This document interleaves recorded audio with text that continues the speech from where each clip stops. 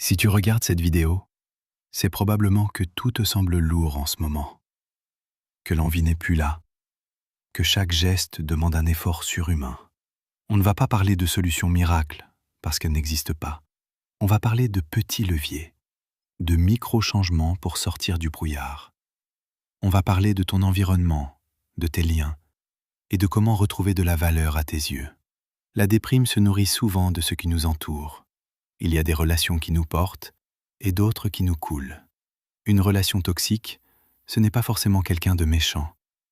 C'est parfois juste quelqu'un qui, par son jugement ou son propre mal-être, ne peut pas t'offrir la bienveillance dont tu as besoin maintenant. Identifie ceux qui te font te sentir petit ou épuisé. Prends de la distance. Ce n'est pas de l'égoïsme, mais de la survie. À l'inverse, ne t'isole pas totalement. Cherche l'ami ressource, celui avec qui tu peux rester en silence sans te sentir jugé. Un seul bon lien vaut mieux qu'une foule de connaissances superficielles. Quand on va mal, l'estime de soi s'effondre.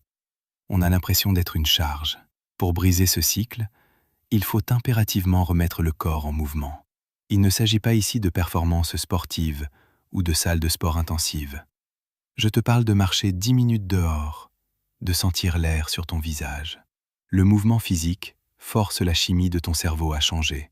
C'est une preuve concrète que tu donnes à ton esprit et qui lui dit « Je suis encore capable de diriger mon corps ». N'attends pas d'avoir envie. Fais-le, parce que c'est une étape de ta guérison. Parfois, les mots ne suffisent pas à exprimer ce que l'on ressent. C'est là que l'art intervient. Sans chercher forcément à créer quelque chose de beau, la clé est avant tout de faire quelque chose de vrai. Prends une feuille, des crayons, de la peinture ou un instrument. Dessine ta douleur, écris tes colères, compose un morceau. En mettant tes émotions sur un support extérieur, tu les sors de toi. Elles deviennent moins lourdes à porter, car elles ne sont plus coincées uniquement dans ton esprit. Tu matérialises ton mal-être pour mieux t'en détacher. L'art est l'une des formes d'expression de soi les plus puissantes. On sous-estime parfois son pouvoir. Être en lien avec le vivant est une autre forme de thérapie.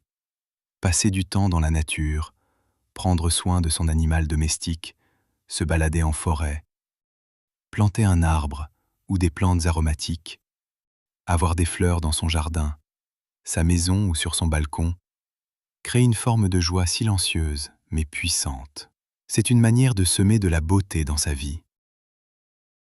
À présent, voici le point le plus paradoxal.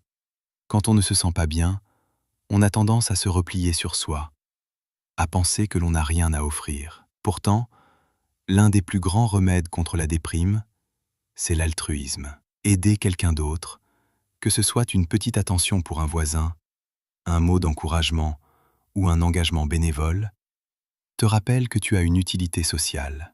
Même quand tu te sens vide, tu possèdes encore une lumière qui peut éclairer quelqu'un d'autre. Et c'est en éclairant le chemin d'un autre que l'on finit par éclairer le sien.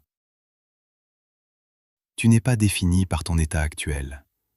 C'est une saison de ta vie, pas la fin de l'histoire. Fais une seule petite chose aujourd'hui. Une seule. Prends soin de toi, car tu as une importance que tu ne perçois peut-être pas encore, mais qui est bien réelle. Abonne-toi pour avancer ensemble et pour d'autres parenthèses minimalistes.